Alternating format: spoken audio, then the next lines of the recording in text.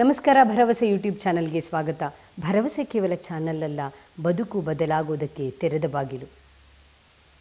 ನಾವು ನಮ್ಮ ಮಾತನ್ನು ಕೂಡ, ನಮ್ಮ ಮನಸ್ಸಿನಲ್ಲಿ ಬರುವ ಆಲೋಚನೆಯನ್ನು ಕೂಡ ಮತ್ತೊಮ್ಮೆ ಪರಿಶೀಲಿಸಬೇಕು. ಬೇರೆಯವ್ರ ಮಾತನ್ನು ಎಷ್ಟೋ ಸಾರಿ ಅಂತೀವಿ, ಅವ್ರ ಮಾತು ನಂಬೋ ಹಂಗಿರಲ್ಲಪ್ಪ, ಅವ್ರ ಮಾತು ನಂಬಬಾರ್ದಪ್ಪ, ಅದು ಸುಳ್ಳಿರ್ಬಹುದಪ್ಪ, ಅದು ನಿಜವಾದದ್ದು ಇರಲಿಕ್ಕಿಲ್ಲ ಅಂತೀವಿ. ನೆನಪಿರಲಿ, ನಮ್ಮ ಮನಸ್ಸಿನಲ್ಲಿ ಬರುವ ಮಾತುಗಳು, ನಮ್ಮ ಮನಸ್ಸಿನಲ್ಲಿ ಬರುವ ಆಲೋಚನೆಗಳು, ನಮ್ಮ ಮನಸ್ಸಿನಲ್ಲಿ ಬರುವ ವಿಚಾರಗಳು ಸುಳ್ಳಾಗಿರುತ್ತೆ. ಹೌದು, ಆಲೋಚನೆ ಬಂದಿದೆ, ನಿಜ, ಆಲೋಚನೆ ಬಂದಿದೆ, ಆದರೆ ಅದು ನಿಜವಾದದ್ದು ಅಲ್ಲ. ನ್ಯೂರೋ ಸೈಂಟಿಸ್ಟ್ ಡಾಕ್ಟರ್ ಉಷಾ ವಸ್ತಾರೆಯವರು ಹೇಳೋ ಹಾಗೆಯೇ ನಮ್ಮ ಮನಸ್ಸಿನಲ್ಲಿ ಒಂದು ದಿನಕ್ಕೆ ಸುಮಾರು 16,000ದಿಂದ 65,000ದವರೆಗೆ ಆಲೋಚನೆಗಳು ಬರ್ತಾ ಇರುತ್ತೆ. ಮತ್ತು ಈ ಆಲೋಚನೆಗಳು ತನ್ನಿಂದ ತಾನೇ ಬರ್ತಾ ಇರುತ್ತೆ. ಈ ಆಲೋಚನೆಗಳಿಗಾಗಿ ನಾವೇನು ಎಫರ್ಟ್ ಹಾಕೋದಿಲ್ಲ. ತನ್ನಿಂದ ತಾನೇ ಬರುವಂತಹ ಇಂತಹ ಆಲೋಚನೆಗಳಲ್ಲಿ ಬಹುತೇಕ ಆಲೋಚನೆಗಳು ನಕಾರಾತ್ಮಕವಾಗಿರುತ್ತೆ. ಮತ್ತು ಈ ನಕಾರಾತ್ಮಕವಾದ ಆಲೋಚನೆಗಳು ಒಂದ್ರ ಹಿಂದೆ ಒಂದು ಬರ್ತಾನೇ ಇರುತ್ತೆ. ಈ ನಕಾರಾತ್ಮಕವಾದ ಆಲೋಚನೆಗಳಲ್ಲಿ ಬಹುತೇಕ ಆಲೋಚನೆಗಳು, ಆಲೋಚನೆ ಬಂದಿದ್ದು ನಿಜ, ಆದರೆ ಅದು ನಿಜವಾದದ್ದಲ್ಲ. ಸ್ವಲ್ಪ ಕನ್ಫ್ಯೂಸ್ ಆಗ್ತಾ ಇದೆ. ಆಲೋಚನೆ ಏನೋ ಬಂದಿದ್ದು ನಿಜ, ಆಲೋಚನೆ ಬಂದಿದೆ, ಆದರೆ ನಿಜ ಅಲ್ಲ ಅಂತ ಹೇಳ್ತಾ ಇದ್ದಾರಲ್ಲ. ಉದಾಹರಣೆ ಕೊಡ್ತೀನಿ. ಪರೀಕ್ಷೆ ಇನ್ನೊಂದು 15 ದಿನ ಇದೆ. ಇಲ್ಲಿ ಕೂತೆ ಯೋಚನೆ ಮಾಡ್ತಾರೆ, ಪರೀಕ್ಷೆ ಕಷ್ಟ ಇರುತ್ತಪ್ಪ ಈ ಸಾರಿ, ಎಕ್ಸಾಮ್ನಲ್ಲಿ ನನಗೆ ಈ ಪ್ರಶ್ನೆಗೆ ಉತ್ತರ ಬರಲ್ಲಪ್ಪ, ಈ ಪ್ರಶ್ನೆ ಬಿದ್ದರೆ ನಾನು ಗ್ಯಾರಂಟಿ ಫೇಲ್ ಆಗಿಬಿಡ್ತೀನಿ, ಹೆಂಗಪ್ಪ ನಾನು ಫೇಲ್ ಆಗಿಬಿಟ್ರೆ ಮುಂದೆ? ಏನು ನಡೆದೇ ಇಲ್ಲ. ಆಲೋಚನೆ ಬಂದಿದೆ, ಏನಂತ? ಪರೀಕ್ಷೆಯಲ್ಲಿ ಫೇಲ್ ಆಗ್ತೀನಿ, ಎಕ್ಸಾಮ್ನಲ್ಲಿ ಕಷ್ಟ ಇರುತ್ತೆ, ನನಗೆ ಬರೆಯೋಕ್ಕಾಗಲ್ಲ. ಅದು ನಿಜವಾದದ್ದಲ್ಲ. ಆಲೋಚನೆ ಬಂದಿದೆ, ಆದರೆ ಅದು ನಿಜವಾದ ಆಲೋಚನೆ ಅಲ್ಲ. ಆಲೋಚನೆ ನಿಜ, ಆಲೋಚನೆ ಬಂದಿದ್ದು ಹೌದಪ್ಪ, ಆದರೆ ಇದರಲ್ಲಿ ಸತ್ಯ ಇದೆಯಾ? ಹಾಗೆ ಇನ್ನೊಂದು, ಮಗ ಹೊಸತಾಗಿ ಒಂದು ಗಾಡಿ ಕೊಡಿಸಿದ್ದೀರಿ, ಎಷ್ಟೊತ್ತಾದರೂ ಮಗ ಮನೆಗೆ ಬಂದೇ ಇಲ್ಲ. ಏನು ಆಲೋಚನೆ ಬಂತು? ಗ್ಯಾರಂಟಿ ಇವನು ಹೊಸ ಗಾಡಿ ತೊಗೊಂಡೋಗಿದ್ದಾನೆ, ಜೋರಾಗಿ ಓಡಿಸಿದ್ದಾನೆ, ಏನೋ ಗುದ್ದಿದ್ದಾನೆ, ಏನೋ ಮಾಡ್ಕೊಂಡಿದ್ದಾನೆ. ಆಲೋಚನೆ ಬಂತು, ಹೌದಾ? ಅಂದರೆ ಅದರದ್ದು ನಿಜ ಅಲ್ಲ, ಆಲೋಚನೆ ಬಂದಿದ್ದು ಹೌದು. ಅವನು ಆರಾಮಾಗಿ ಫ್ರೆಂಡ್ಸ್ ಜೊತೆಗೆ ಓಡಾಡಿಕೊಂಡು ಮನೆಗೆ ಬರ್ತಾನೆ. ಆಲೋಚನೆ ಯಾವಾಗಲೂ ವಿಪರೀತವಾಗಿಯೇ ಇರುತ್ತೆ ಮತ್ತು ಇದು ನಕಾರಾತ್ಮಕವಾಗಿರುತ್ತೆ. ಹಾಗಾಗಿ ನಮ್ಮ ಮನಸ್ಸಿನಲ್ಲಿ ಬರ್ತಾ ಇರುವಂತಹ ಆಲೋಚನೆಗಳ ಬಗ್ಗೆಯೂ ನಾವು ಮತ್ತೊಮ್ಮೆ ಯೋಚಿಸಬೇಕು.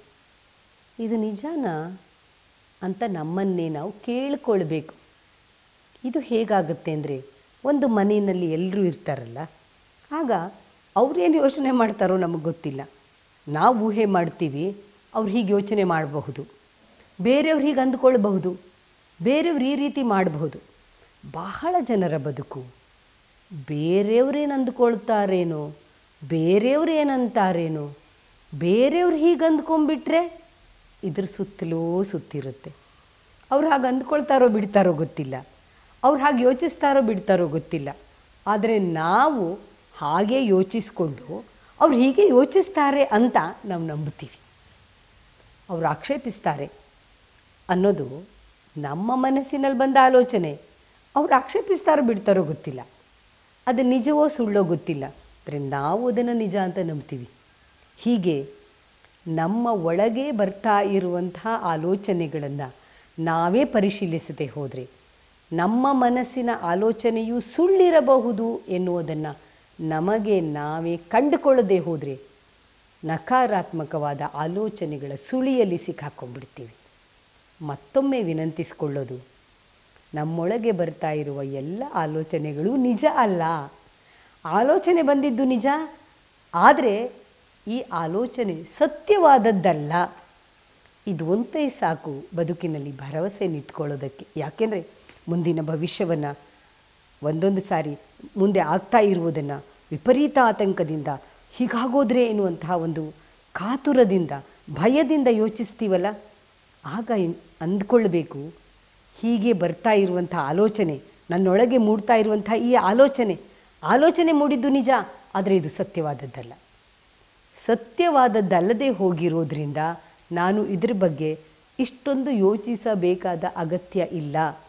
ಹಾಗಾಗಿ ನನ್ನ ಆಲೋಚನೆಗಳ ಬಗ್ಗೆ ನಾನು ಯೋಚಿಸಿದ್ರೆ ಆ ಆಲೋಚನೆಗಳಲ್ಲಿ ಯಾವುದು ಸತ್ಯ ಯಾವುದು ಸುಳ್ಳು ಅನ್ನೋದು ನನಗೇ ಗೊತ್ತಾದರೆ ನಾನು ನನ್ನ ಆಲೋಚನೆಗಳನ್ನು ಇನ್ನಷ್ಟು ಶುದ್ಧೀಕರಿಸಿಕೊಳ್ಳಬಲ್ಲೆ.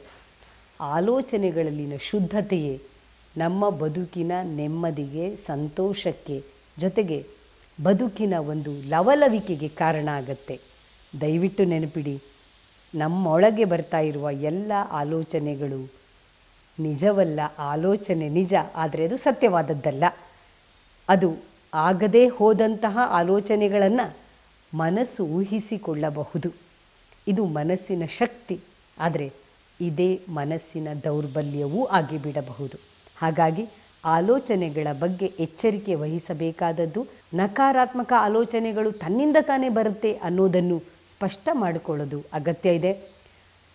ಮನಸ್ಸಿನ ಕುರಿತಾಗಿಯೇ ಬಹಳಷ್ಟು ವಿಚಾರಗಳನ್ನು ನಾವು ನಮ್ಮ ಚಾನಲ್ ಉದ್ದಕ್ಕೂ ಹೇಳ್ತಾ ಬರ್ತಿದ್ದೀವಿ. ಅಷ್ಟೇ ಅಲ್ಲ, ನಮ್ಮ ಪ್ರಾಫಿಟ್ ಪ್ಲಸ್ ಪತ್ರಿಕೆ ಕೂಡ ಸಂತೋಷವೇ ಸಂಪತ್ತು ಎನ್ನುವುದನ್ನು ನಂಬಿರುವಂಥದ್ದು. ಅದರ ಮೂಲಕವೂ ನಾವು ಭರವಸೆಯ ಬದುಕನ್ನು ಕಟ್ಟಿಕೊಡೋದಕ್ಕೆ ಪ್ರಯತ್ನವನ್ನು ಪಡ್ತಾನೇ ಇದ್ದೀವಿ. ನೀವೆಲ್ಲರೂ ಇದಕ್ಕೆ ಕೈ ಜೋಡಿಸ್ತಾ ಇದ್ದೀರಿ. ಭರವಸೆ ಕೇವಲ ಚಾನಲ್ ಅಲ್ಲ, ಬದುಕು ಬದಲಾಗೋದಕ್ಕೆ ತೆರೆದ ಬಾಗಿಲು. ದಯವಿಟ್ಟು ಸಬ್ಸ್ಕ್ರೈಬ್ ಮಾಡಿ, ಶೇರ್ ಮಾಡಿ, ನಿಮ್ಮ ಬಂಧು ಮಿತ್ರರ ಜೊತೆಗೆ ಹಂಚಿಕೊಳ್ಳಿ. ನಮಸ್ಕಾರ.